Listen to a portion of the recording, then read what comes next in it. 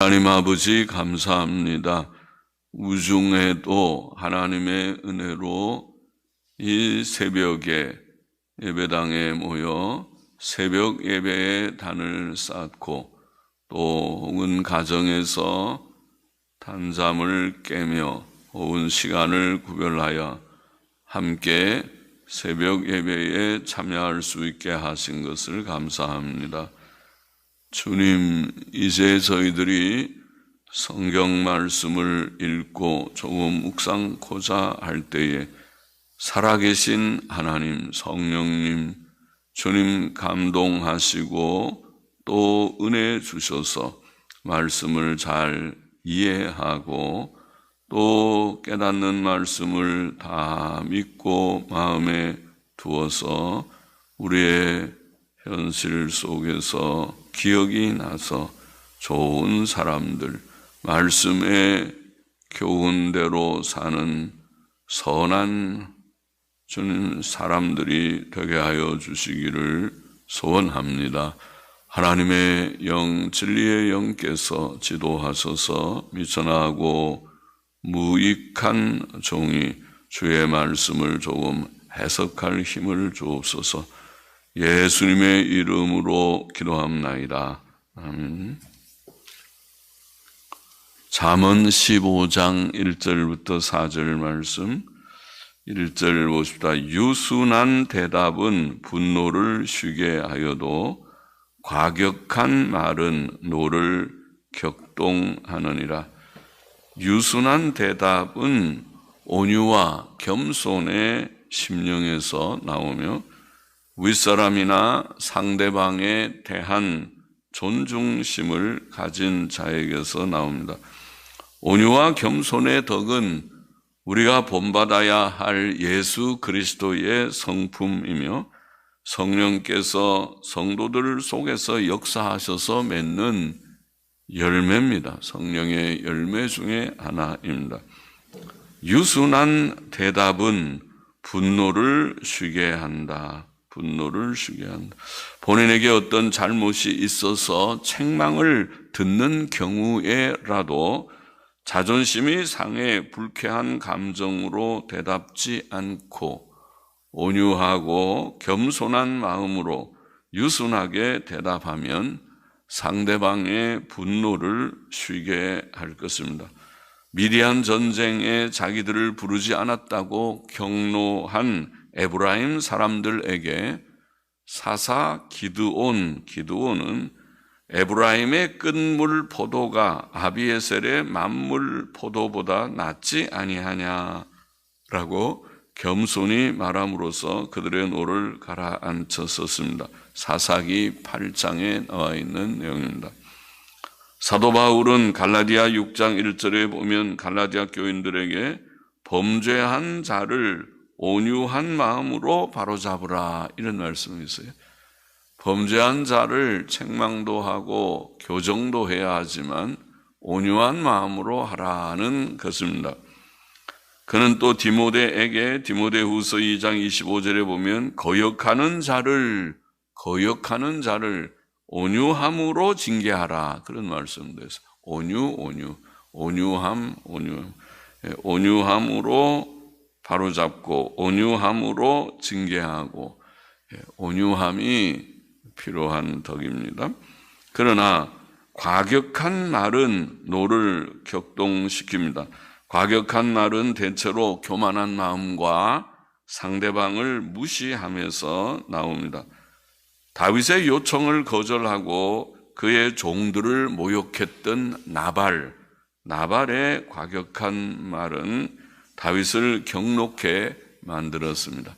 나발이라는 말의 히브리어의 뜻도 어리석은 자, 바보 같은 자 그런 뜻이지만은 나발의 과격한 말, 나발은 어리석은 자였습니다. 나발의 과격한 말은 다윗을 경록해 만들었습니다. 나발의 아내 아비가일의 겸손한 사과의 말이 아니었다면 나발은 아마 그날 즉시 죽임을 당했을 것입니다. 사무엘상 25장에 나와 있는 사건이죠. 또 솔로몬의 아들 르호보암의 포악한 말은 백성들을 매우 노하게 만들었고 그 결과 이스라엘 왕국은 둘로 분열되었습니다. 열왕기상 12장의 기록이지. 2절 넘어가 보십시다. 지혜 있는 자의 혀는 지식을 선히 베풀고 미련한 자의 입은 미련한 것을 쏟느니라. 지혜 있는 자는 하나님을 경외하고 그의 뜻을 따라 의와 선을 행하는 자이죠. 그의 혀는, 이 지혜자의 혀는 지식을 선히 베푼다. 말은 사람의 인격의 표현입니다. 지혜자가 가진 지식은 바르고 선한 지식, 곧 하나님께서 성경에 주신 지식을 가리키는데, 지혜자는 지식을 선히 베푼다. 선히 베푼다. 선히 베푼다는 말은 적당한 때와 장소에서 적절히 사용한다는 뜻이겠습니다. 지혜라고 하는 것은 지식의 활용 능력이라고 볼 수 있는데 지식과 지혜가 그런 점에 좀 다르죠. 지혜는 지식을 포함하긴 하는데 그 지식을 적절하게 잘 활용할 수 있는 능력이 지혜라고 볼 수 있죠. 저 사람은 지식은 많은데 지혜가 부족해 그럴 수 있고, 저 사람은 지식과 지혜를 갖추고, 지식이 없으면 지혜도 사실은 없죠. 활용할 것이 없으니까. 그러니까 지식이 없으면 그것이 이제 어리석음으로 나가겠지만은 지식도 있고 잘 활용도 할 때 지혜자가 되는데, 지혜 없는 지식은 유익이 없지만은 지식을 잘 활용하는 지혜는 매우 유익합니다. 잠언 10장 20절 21절에 보면 의인의 혀는 천은과 같거니와, 의인이 지혜자입니다. 지혜자의 혀는 천은과 같다. 좋은 은과 같이 가치 있는 말을 하는 자들이라는 말이죠. 악인의 마음은 가치가 적으니라. 또 의인의 입술은 여러 사람을 교육하나. 21절에는 여러 사람을 교육하나.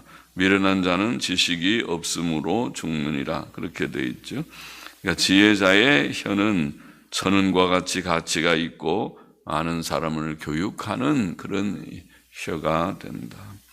그러나 미련한 자의 입은, 지혜자와 대조해서 미련한 자의 입은 미련한 것을 쏟는다. 미련한 것을 쏟느니라. 미련한 자는 하나님 무시하고 그의 뜻을 무시하고 이웃도 무시하고 죄를 버리지 않는 자가 미련한 자일 터인데, 미련한 자가 쏟는 미련한 것이라는 것은 불경건하고 부도덕한 것이겠죠. 불경건하고 부도덕한 것. 또 잘못된 생각과 판단, 선입견, 편견, 오해, 정당치 못한 혹은 과격한 감정, 이것이 다 미련한 것이죠. 건설적이지 못하고 덕스럽지 못한 말과 행동 등을 가리킨다고 할 수 있는데, 이 미련한 것을 미련한 자는 다 쏟아낸다. 시시때때로 말로 쏟아내고 행동으로 쏟아낸다. 주께서는 사람이 마음에 가득한 것을 입으로 말한다고 말씀하셨죠. 선한 사람은 그 쌓은 선에서 선한 것을 내고, 악한 사람은 그 쌓은 악에서 악한 것을 낸다. 미련한 자는 그 쌓은 미련한 마음에서 미련한 말과 행동이 나오게 될 것입니다. 우리는 지혜자가 되어야 되겠습니다. 3절, 여호와의 눈은 어디서든지 악인과 선인을 감찰하시느니라. 여호와의 눈, 하나님도 눈이 있으신가요? 하나님은 영이시라고 했는데 하나님의 눈, 이런 표현은 신인 동형론적인 표현이라 그렇게 말로 표현하죠. 하나님과 사람, 신인, 하나님과 사람이 동형론적, 같은 모양을 가진 것처럼 그렇게 표현하는 비유적인 표현이죠. 신인 동형론적인 표현. 또 어떤 때는 신인 동형 동성론적인 표현 이런 말도 하는데 동성이라는 말을 할 때는 같은 감정을 가진 것처럼 사람이 막 후회하듯이 하나님의 후회 이런 표현이 성경에 나오는 것은 신인, 동형, 동성론적인 표현 이렇게도 말합니다. 사람의 눈을 만드신 하나님께서는 사물을 보실 수 있는 자이시죠. 눈을 만드신 자가 못 보시겠습니까? 시편 94편 9절은 그러므로 귀를 지으신 자가 듣지 아니하시랴. 귀도 만드셨는데 하나님이 못 들으신단 말이냐. 또 눈을 만드신 자가 보지 아니하시랴. 그렇게 말씀합니다. 하나님께서는 생명 없는 우상과 다르십니다. 여호와의 눈은 어디서든지 오늘 본문에 어디서든지 감찰하신다. 천지에 충만하신 하나님, 예레미야 23장 24절에는 그렇게 말씀했죠. 내가 천지에 충만하지 아니하냐. 충만한 하나님. 어디에나 계시는 무소부재하시다. 편재하시다. 그런 말을 하죠. 하나님께서는 무한하신 하나님, 하나님은 어디에나 계신 하나님, 지금도 우리와 함께 하시고 두세 사람이 내 이름으로 모인 곳에 내가 함께 있겠다 말씀하신 대로 주 예수 그리스도 신성의 주의 영께서 우리와 함께 하시고 성령께서 각인의 심령에 임하여 계신 것입니다.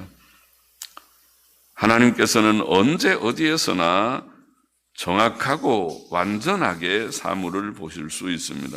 시편 139편을 기억하십니까? 여호와여 주께서 나를 감찰하시고 아셨나이다.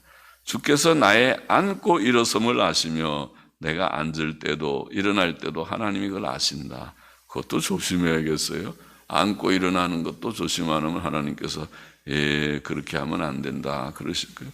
앉고 일어섬을 또 멀리서도 나의 생각을 통촉하시오며 우리는 가까이 있어도 남의 마음을 모르죠. 사람이 뭐라고 마음을 품고 있는지 내가 당신을 좋아합니다인지 당신 미워합니다인지 알 수가 없죠.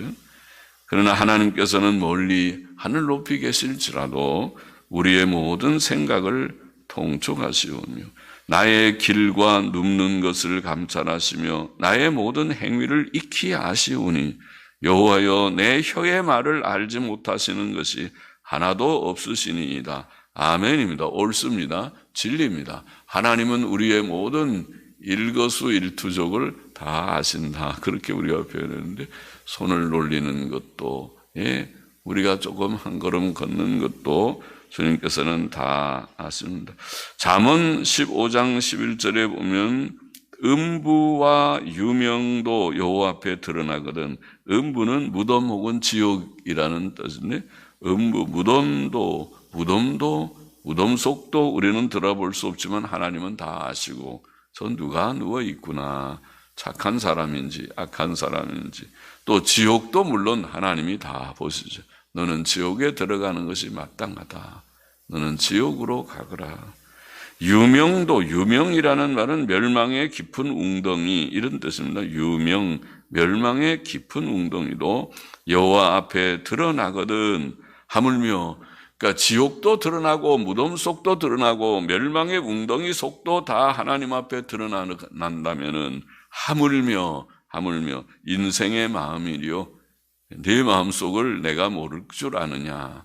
하나님께서 다 아신다는 것이죠. 사람은 몰라요. 사람은 조금 지혜자가 남의 마음을 심리를 조금 읽는 그런 독심술을 조금 하는 것뿐이지 하나님은 다 몰라요. 하나님의 눈은 참으로 정밀하고 완전한 오늘날로 말하면 CCTV와 같습니다. 감시 카메라처럼 하나님께서는 다 항상 우리가 CCTV가 많으니까 그래도 좀 안전한 사회라고 말하죠. 더 많이 해서 그런 CCTV가 없는 지역이 없게 다 해놓으면 조금 더 안전하게 다니겠다. 또 모든 나쁜 사람들 잡는데도 CCTV를 추적하니까 또 빨리 잡기도 하고 그러죠.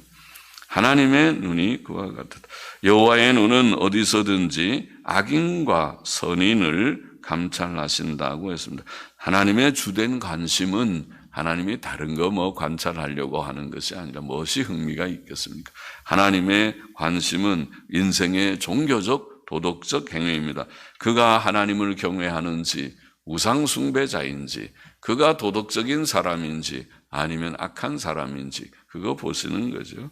그는 사람들에 대해 종교적 도덕적 판단을 하시고 공의로 보응하십니다. 그는 악인들의 불경건과 악행도 아시고 의인들의 경건과 선행이나 심지어 억울함도 아시고 판단하시고 보응하십니다. 그는 선한 자들에게는 적당한 상을 주시고 악한 자들에게는 적당한 벌을 주실 것입니다. 전도서 12장 14절에 보면 하나님께서는 모든 행위와 모든 은밀한 것을 선악간에 심판하시리라. 그죠? 대원칙이죠. 기본 진리죠. 하나님의 공의의 심판, 선악간에 심판하시는 하나님. 그래서 착하게 살면 하나님께서 그것도 다 기억하시죠. 마태복음 6장 4절에 보면 내 구제함이 은밀하게 하라. 은밀한 중에 보시는 너희 아버지가 갚으시리라. 드러나게 갚으신다. 그런 뜻이라고 했죠. 갚으시리라. 그 은밀한 선행까지도 하나님께서 다 아시는 하나님이십니다. 은밀한 선한 수고들도 결코 헛되지 않으니까 낭망하지 마시기를 바랍니다. 4절 보십시다. 올량한 혀는 올량한 혀. 여기는 올량한이라고 번역된 우리가 잠언에 몇 번 나온 마르페라는 말은 기억하시는지. 마르페라는 말은 건강한 혹은 치료하는, 옛날 영어 성경은 건강한 이렇게 번역했고 NIV 성경이라는 영어 성경은 치료하는 이렇게 번역해요. 우리는 올량한 부드러운 그런 말이겠는데 부드러운 말이죠. 올량한 혀는 곧 생명나무라도 패려한 혀는 마음을 상하게 하느니라. 건강한 혀라는 말이죠. 마르페, 건강한 혀. 사람의 혀 곧 말은 인격의 표현이며 성화의 정도를 나타낸다고 하겠는데 말의 온전함이 온전함이라. 야고보서 3장 2절에 그렇게 말했는데 여기에 건강한 혀, 말이 참 건강하다, 말이 올량하다, 말이 부드럽다. 저 사람 참 남을 치료하는 그런 좋은 말, 선한 말을 잘하는 자다. 이 건전한 말은 다른 사람에게 평안과 유익을 주고 상한 마음을 치료해 줄 수 있는 혀입니다. 진짜 건전한 혀죠. 좋은 혀죠. 에베소서 4장 29절에 보면 무릇 더러운 말은 너희 입 밖에도 내지 말고 오직 덕을 세우는데 소용되는 대로 선한 말을 하여 듣는 자들에게 은혜를 끼치게 하라. 덕스러운 말, 선한 말, 은혜 끼치는 말을 하라. 그렇게 우리에게 교훈했어요. 그러니까 우리의 혀가, 우리의 이 입에서 나오는 말이 올량한 말이 되게, 올량한 혀, 건전한 혀, 치료하는 혀, 부드러운 혀가 되게 하라. 이런 교훈이죠. 참 어렵죠. 말에 온전한 자가 온전하다. 말을, 저 사람 말이 참 고와. 말에 흠잡을 것이 말이 얼마나 세련되었네. 세련이라는 말도 들었으죠. 그냥 좋게 잘해서만 세련이 아니라 도덕적으로 덕스러운 말을 하는 의미의 세련된 말을 해. 그러면은 그 사람의 인품이 훌륭한 거겠죠. 골로새서 4장 6절에 보면 너희 말을 항상 은혜 가운데서 소금으로 고르게 함같이 하라. 그렇게 표현했어요. 음식 잘하는 사람은 소금을 잘 사용하는 사람이죠. 아무렇게나 그냥 하지 않고 간을 정확히 맞추는, 우리가 좋은 그런 음식점의 그런 주방장처럼. 주방장은 참 무섭죠. 주방장은 함부로 하죠. 간이 정확해야 되죠. 간이 짜도 아이고 음식이 짜다 그러고, 간이 싱거워도 이게 무슨 맛이 없게 이렇게 음식을 했나 그렇게 할 거니까 그 혀가 아주 중요하죠. 그래서 소금을 적당하게 해서 맛있게 하는, 그게 할머니 손맛입니다. 할머니 손맛은 딱 정확한 것이 없고 적당해. 모든 걸 적당하게 하는 건데 그 적당히 어렵죠. 그것은 경험에서 나오는, 또 입맛에서 나오는 것입니다. 조금씩 이 맛 저 맛 해서 요거는 뭐가 부족하다, 조금 뭐를 넣고 조금 빼고 넣고 하니까 적당하다. 그런 말이죠. 은혜 가운데 소금으로 그렇게 하라. 우리 말을 그렇게 표현했어요. 마치 소금을 적당하게 쳐서 그래서 아주 맛이 괜찮은 음식을 만들어내듯이 말도 그렇게 잘 부드럽게 올량하게 건전하게 그리하면 각 사람에게 마땅히 대답할 것을 알리라.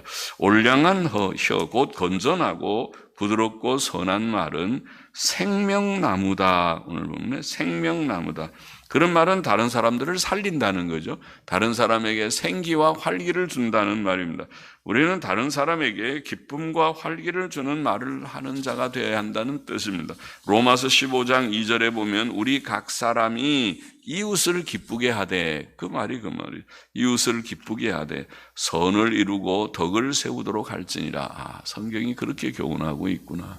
우리의 언어 생활이 남에게 유익을 주는, 남을 기쁘게 하는, 치료하는, 그렇게 되면 다 좋아하겠죠. 우리랑 다 친구 되려고 하겠습니다. 그런 사람하고 친근히 지나고 싶을 것입니다.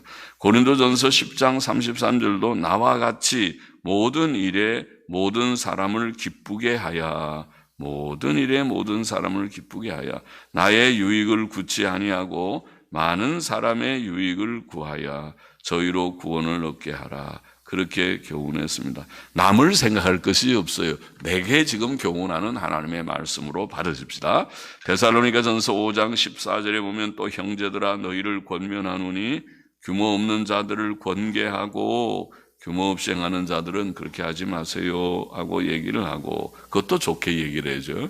아까 거역하는 자들 온유함으로 그랬으니까 목에 힘주지 말고 온유하게 이렇게 하는 게 좋지 않습니까? 그렇게 하고 마음이 약한 자들을 안위하고 마음이 약한 자가 있으면 위로를 하라. 안위를 하고 힘이 없는 자들을 붙들어주고 모든 사람을 대하여 오래 참으라. 이렇게 교훈했습니다. 그게 건전한 혀입니다. 그러나 패려한 혀는 마음을 상하게 한다. 아까 건전한 혀는 생명나무라 남을 살리고 남에게 기쁨과 힘을 주지만은 패려한 혀, 패려하다는 말은 악하고 삐뚤어진 말을 하는 혀를 말하는데 이런 악하고 삐뚤어진 마음을 가지고 악하고 삐뚤어진 말을 하는 자는 남을 함부로 비난하고 파괴적이게 비난하고 말을 함부로 하는 사람들, 마음을 막 상하게 하는 남의 마음을 휘집어 놓는다 그러는 거예요. 뒤집어 놓는 막 칼로 베듯이 막 함부로 말을 세치라고 그러는 거예요. 이 혀를 가지고 사람을 죽이기도 하고 살리기도 하는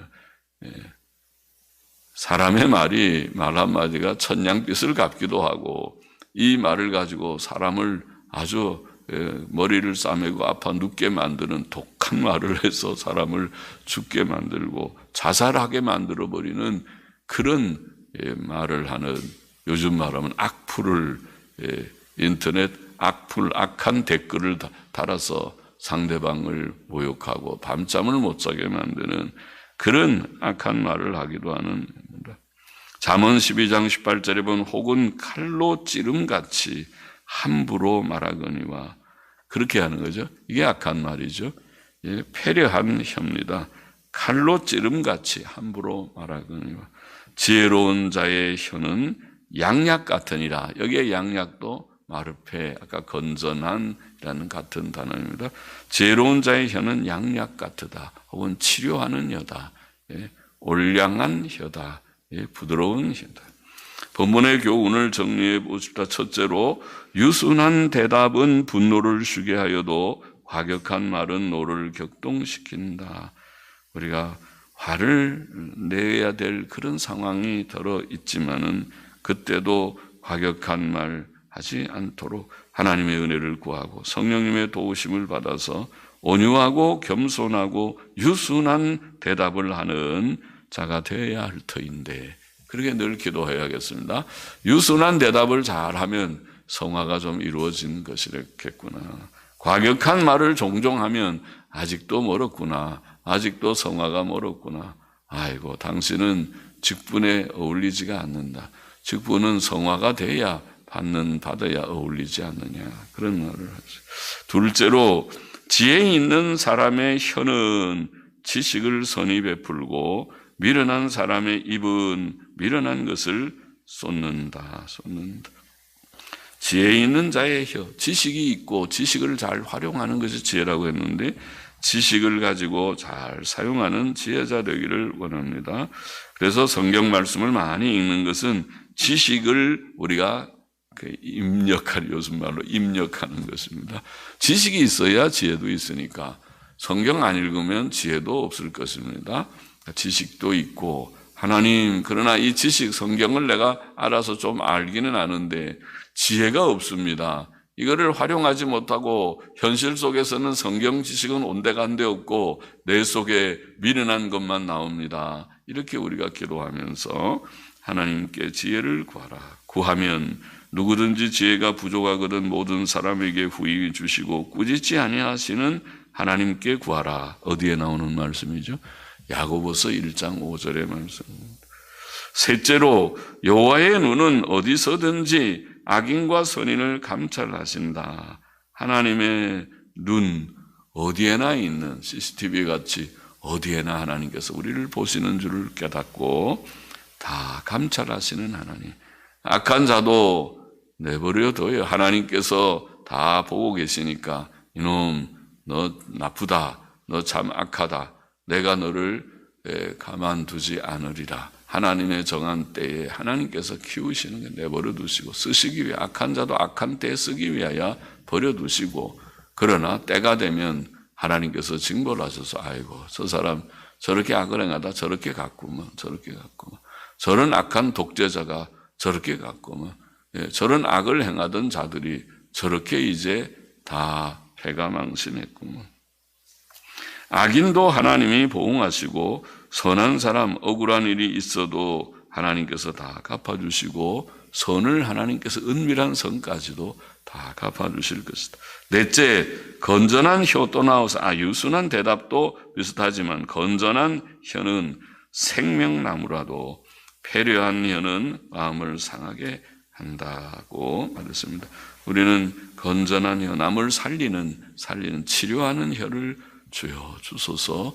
은혜롭고 덕스럽고 남을 유익게 하고 기쁨을 주고 활기를 줄 수 있는, 생기를 주는 말을 할 줄 아는 혀가 되기를 원하나이다. 그래서 그렇게 좋은 사람 되라는 것이 참 좋은 말씀이죠. 이 세상 사는 동안에 좋은 사람, 제발 좋은 사람 되거라. 제발. 하나님이 우리가 제발까지는 안 하죠. 우리가 제발 우리가 좋은 사람이 돼서, 그래서 건전한 혀를 가져라. 패례한 혀는 아니다. 그것은 아니다. 유순한 대답, 지혜자의 혀, 지혜자 지식을 선히 베푸는 혀, 또 감찰하시는 하나님을 아는 마음, 건전한 혀를 가지는 우리가 되라고 교훈했습니다. 기도하겠습니다. 하나님 아버지 감사합니다. 이 교훈의 말씀 마음에 이 새벽에도 다시 새겨 쌓으니 콩나물 시루에 물 붓듯이 하나님 말씀을 듣고 또 잃어버리는 것처럼, 잊어버리는 것처럼 주님 물이 다 흘러가 버리고 없는 것 같으나 콩나물이 자라듯이 우리도 자라기를 원합니다. 하나님께서 주시는 말씀의 교훈을 따라서 성화를 이루고 주님 좋은 사람들, 유순한 대답도 하고 올량한 혀, 건전한 혀를 가진 자가 되고 지혜자의 그런 입이 되어서 지식을 선히 베푸는 그런 저희들이 되도록 하나님께서 은혜를 주시고 하나님의 감찰하시는 눈을 늘 기억하고 주님 감사하며 살고 또 두려워하며 사는 저희들이 다 되게 하여 주옵소서. 감사하며 헌금하는 심령도 받으시기를 원하며 예수 그리스도의 이름으로 기도합나이다. 아멘.